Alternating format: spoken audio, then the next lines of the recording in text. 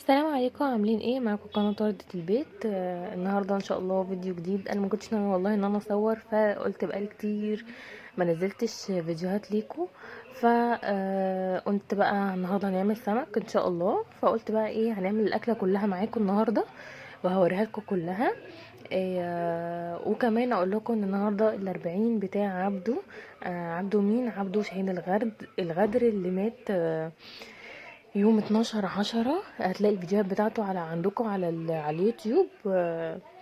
النهارده الاربعين بتاعه، عايزين كلنا ندعي له، ويا ريت كلنا نخش نشوف ونشير الفيديوهات بتاعته عشان ما تبقاش مشاجره، عشان هو القضيه ما تتعملش مشاجره وتتعمل راي عام ان شاء الله باذن الله، حقه ان شاء الله باذن الله. فالنهارده الاربعين بتاعه، يا ريت كلنا ندعي له بالرحمه، الله يرحمه ويسامحه ويغفر له يا رب. النهارده انا هعمل معاكم رز السمك بقى. حطيت شويه زيت بس في الحله، وبنقطع اهو البصلايه صغنن قوي قوي قوي قوي. ممكن تضربيها في الكبه وتريحي دماغك، يعني انت ممكن تضربيها في الكبه وتريحي دماغك. بس بقى كده انا حطيت زيت وحطيت البصلايه واسيبها تحمر قوي قوي قوي، يعني تبقى خلاص ده هتتحرق. ايوه يعني زي ما انتم شايفين كده، عشان خاطر الرز بتاعك يكون لونه بني. انا بحب اللي هو البني، اللي لونه بني قوي كده، هتشوفوه هيعجبكم، بيبقى شكله كمان حلو وطعمه بيمررش ولا حاجه، بالعكس بيبقى طعمه حلو جدا. حطيت كده هنا ميه سخنه. هي ما تحطيش ميه كتير، يعني بصوا انا ما حطيتش هنا ميه كتير علشان خاطر ما يعجنش منك، لا انتي تحطي كده وبعدين تشوفي لو عايزه تزودي براحتك بقى، ابقي زودي بعدين. بس حطي الاول شويه ميه صغيرين، وبعد ما تحطي الرز كده كده الميه سخنه معاكي، فحطي الرز احسن ما تحطي وبعد ما تحطي تلاقي نفسك عايزه تشيلي ميه تاني. فحطيت كده اهوت الرز بتاعي، حطيت الملح زي ما انتوا شفتوا. هقلب بس كده، لقيته بص اهو محتاج ميه تاني، فهزود ميه تاني. هنا بقى خلاص كده زودت الميه، هغطي عليه واسيبه بقى، وهنعمل مع بعض السلطه. آه، في حد يقول لي بقى ايه انتي، يعني ايه كميه السلطه اللي انتي عاملاها دي؟ احنا فعلا حرفيا ما بناكلش، يعني بصوا احنا فعلا ما بناكلش، احنا قطعنا الفلفل وقطعنا الخيار بس، احنا فعلا حرفيا يعني السلطه دي جوه لحد الان ما اتاكلتش يعني، فاحنا فعلا ما بناكلش، فعشان كده ما قطعتش ما قطعتش يعني خضار كتير خلاص. آم، عايزين بقى تشجعونا باللايك كده والشير والسبسكرايب، وتفعلوا الجرس عشان يوصلكم كل جديد، لان القناه نايمه خالص.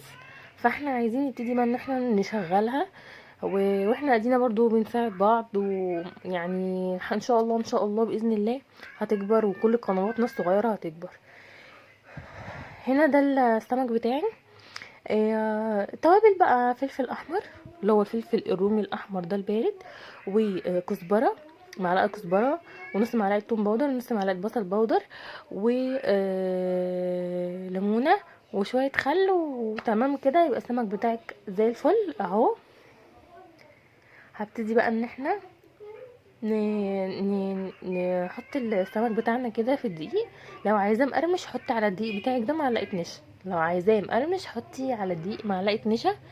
آه زي ما قلت لكم اصلا ما كنتش هصور، بس عشان فعلا بقالنا كتير ما نزلناش فيديوهات وما نزلناش حاجه، فعشان كده نزلت لكم النهارده بقى فيديو. هنا خلاص اهو. هبدر الدقيق السمك بتاعي كله بالدقيق بتاعنا زي ما انتوا شايفين كده، وهو فاضل دول هحط دول في الزيت، وبعدين هرجع ابدر بقى دول. هوريكم بس الاول الرز اهو، بصوا الرز لونه بني ومفلفل ازاي، بيبقى طعمه تحفه على فكره. في ناس بتعمل رز ابيض، في ناس بتعمل رز اصفر. البني ده انا شايفاه احسن رز للسمك بصراحه. هنا بقى حطيت الزيت بتاعي، هحط سيبته كده يسخن، هحط بقى السمك. ان شاء الله باذن الله هنعمل فيديوهات مع بعض ازاي ننضف الطاسات ديت، عشان ما حدش بس يعلق. ان شاء الله هننضفهم مع بعضينا، وهنشوفوا المكون اللي احنا هنعملهم بيه مع بعضينا باذن الله. بس عايزه كده تشجيع بقى ولايكات وبتاع وكده، عشان ان شاء الله تشوفوا كل حاجه اول باول هنزلها. حطيت بقى هنا السمك، وهسيبه كده مش كل شويه افضل اقلب فيه عشان ما يتهريش كده ويكون فيه ميه. فهنا اهو حطيت السمك التاني، بقيت السمك هو عشان جوزي ما بياكلش غير المكاريل، فاحنا جبنا لينا بولتي وجبنا له هو واحنا مكاريل، وهو ما كملهاش اصلا يعني، يا ريته كملها، ما كملهاش اصلا. ف احنا ايه، هو بيحب المكاريل ده مقلي وكده، ما بيحبش البولتي خالص. فبدرناه كده، وهنروح بقى نشوف الزيت اللي على النار، السمك اللي على النار هنقلبه كده مع بعضينا اهو.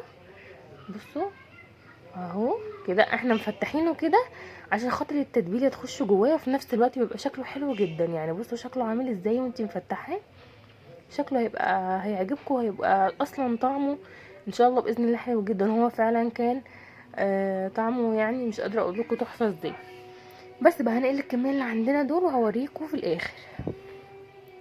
هنا خلاص بعد ما قلينا السمك بتاعنا، دي السمكه بتاعتها الباقي بتاعها لسه في الزيت، فقلت اوريكم ده الاول. بص الرز بتاعنا وسلطه الطحينه والسلطه الخضراء، وكمان الرز مفلفل ولونه تحفه وجميل. وبس بقى ده كان الفيديو بتاعي النهارده. لو عجبك الفيديو ما تنسيش تعملي اللايك والشير والسبسكرايب وتفعلي الجرس عشان يوصلك كل جديد. وبألف هنا وشفا، والسلام عليكم ورحمة الله وبركاته، وشكرا جدا لمتابعتكم.